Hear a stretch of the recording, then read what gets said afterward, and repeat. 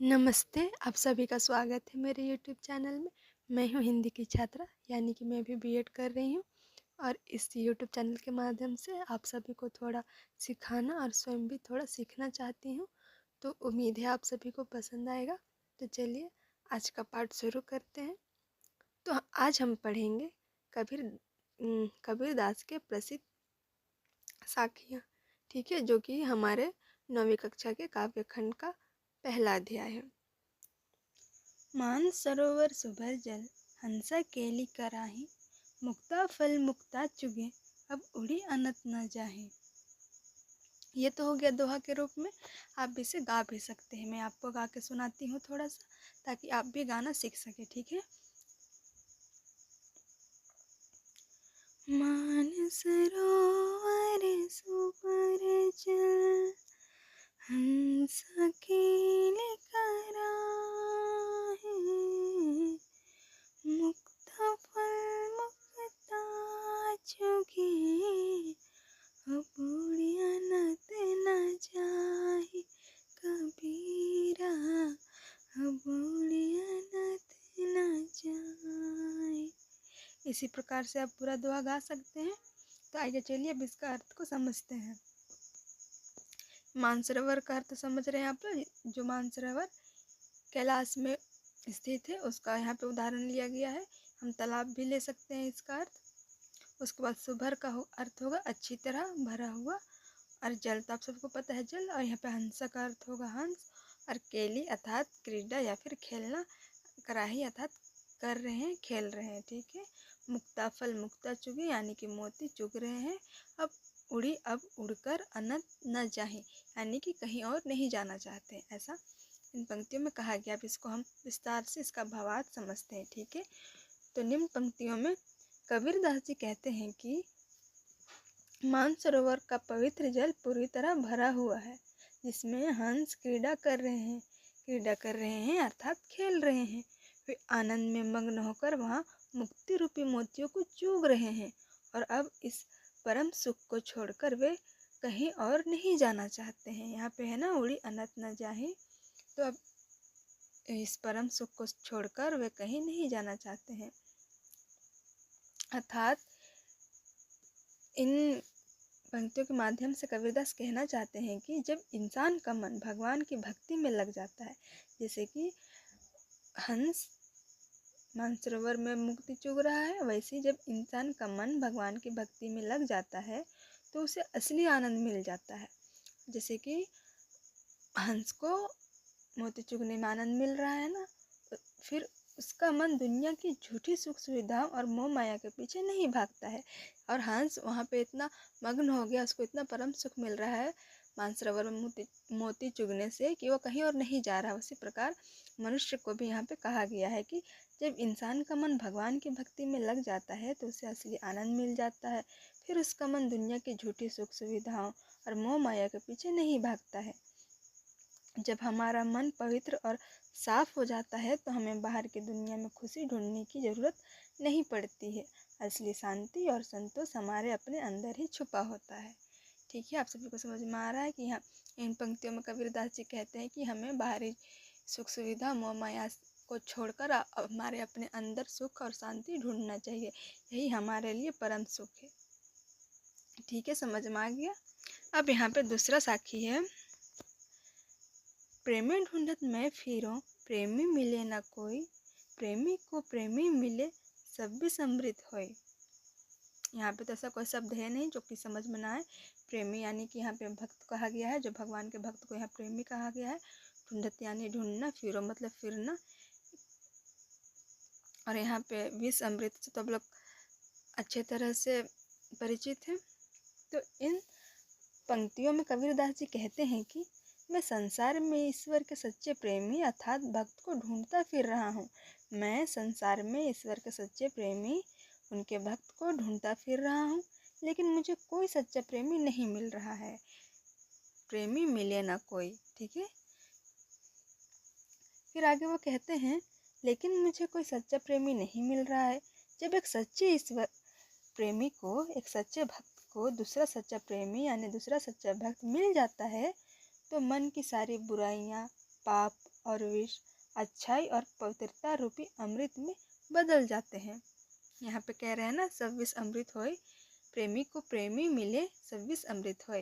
वे कह रहे हैं कि अगर एक सच्चे भक्त को दूसरा सच्चा भक्त मिल जाता है तो सारे पाप, बुराई और विष अमृत रूपी पवित्रता रूपी अमृत में बदल जाते हैं। ठीक है, समझ में आया इन पंक्तियों का अर्थ? इन पंक्तियों में कबीरदास जी यही कहना चाहते हैं कि भक्त एक दूसरे को मिलकर एक दूसरे की बुराइयों को अच्छाई में बदल देते हैं। ठीक है, अब तीसरा साखी है, तीसरा दोहा है कि हस्ती चढ़िए ज्ञान को सहज दुलीचा डारी, स्वान रूप संसार है भूखन दे झक मारी। तो इन पंक्तियों में कबीरदास जी कहते हैं कि इसका एक प्रसिद्ध कहावत भी आप लोगों ने सुना होगा कि हाथी चले बाजार कुत्ता भौंके हजार, वही यहाँ पे कहा गया है। ठीक है, कबीरदास जी के द्वारा। हस्ती का अर्थ यहाँ पे हाथी होगा, चढ़िए ज्ञान को, फिर सहज दुलीचा डारी। दुलीचा का अर्थ यहाँ पे मैंने लिख रखा है कालीन, यानी कि छोटा आसन। छोटा से आसन होता है ना जो बैठने के लिए होता है वो।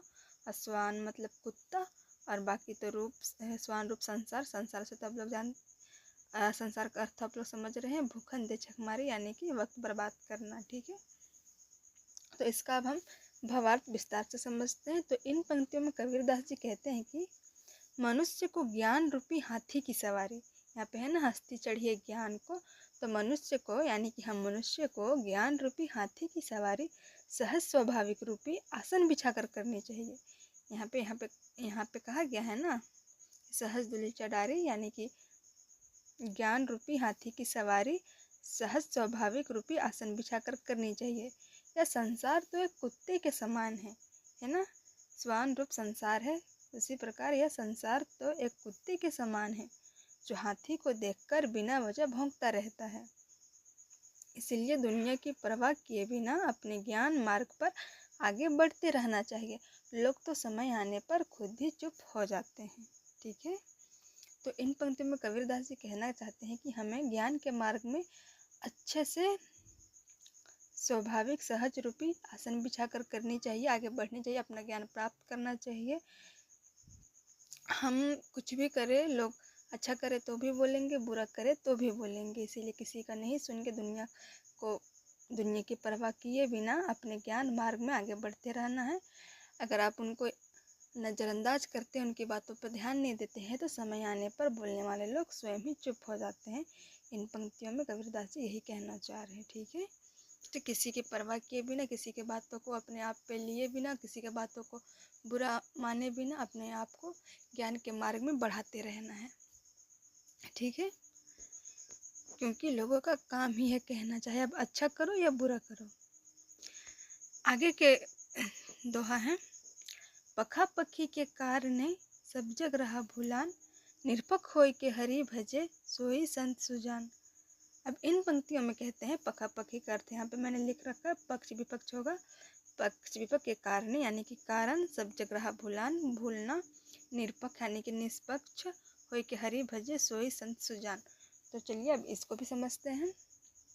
तो इन पंक्तियों में कबीरदास जी कहते हैं कि आज सारा संसार मेरा तेरा और पक्ष विपक्ष के चक्कर में पड़कर ईश्वर को भूल गया है।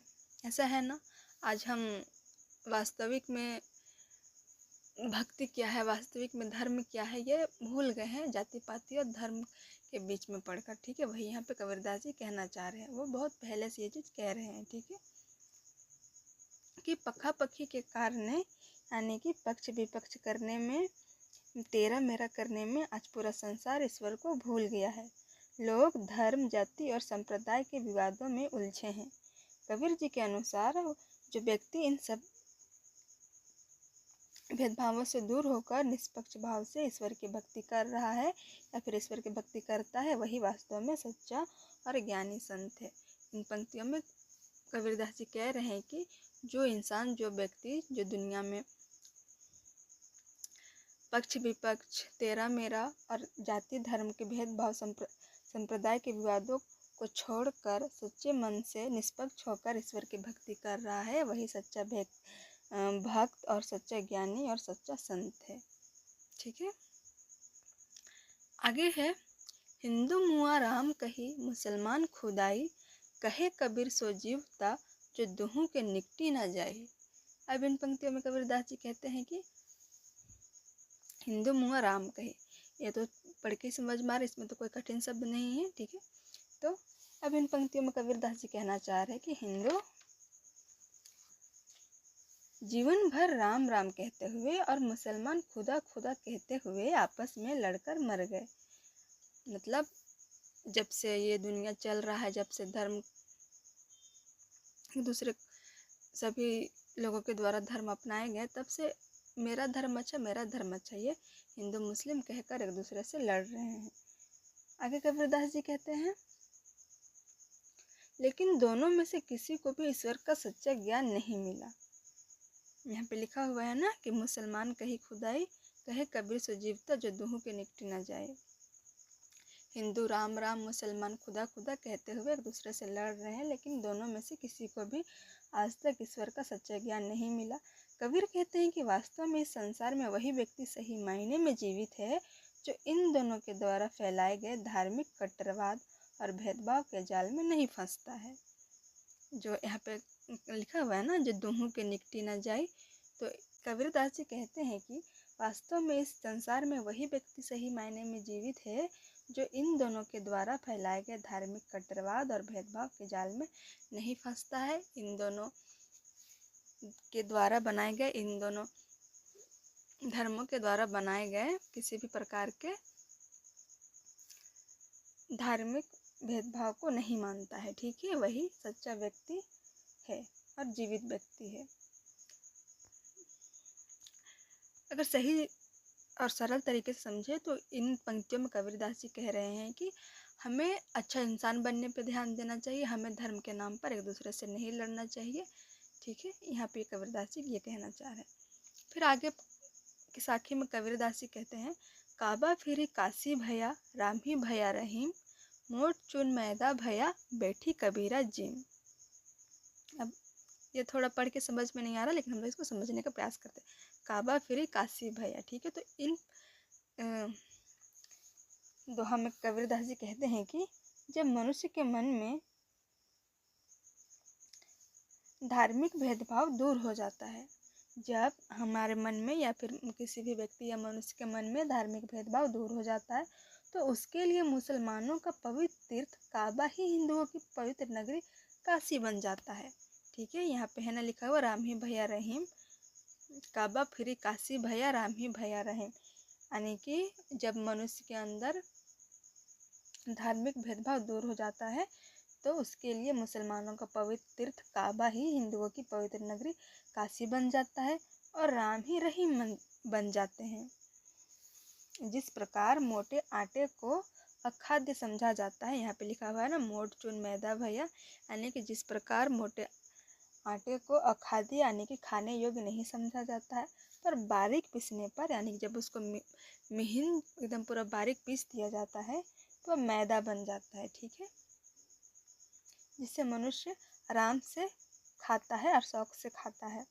उसी प्रकार संकीर्ण सोच छोड़ देने पर सारे धार्मिक मतभेद समाप्त हो जाते हैं और मनुष्य ईश्वर की भक्ति के आनंद का उपभोग करता है। मनुष्य ईश्वर की भक्ति में डूब जाता है, मनुष्य ईश्वर की भक्ति का आनंद लेता है, ठीक है। वही कबीरदास जी कहना चाह रहे हैं कि जब हमारे अंदर में जो धार्मिक भेदभाव है वो हट जाएगा, तो हर जगह हमारे लिए पवित्र हो जाएगा, हर जगह हमारे लिए भगवान होंगे, हमारे लिए काशी और काबा में कोई अंतर नहीं रह जाएगा।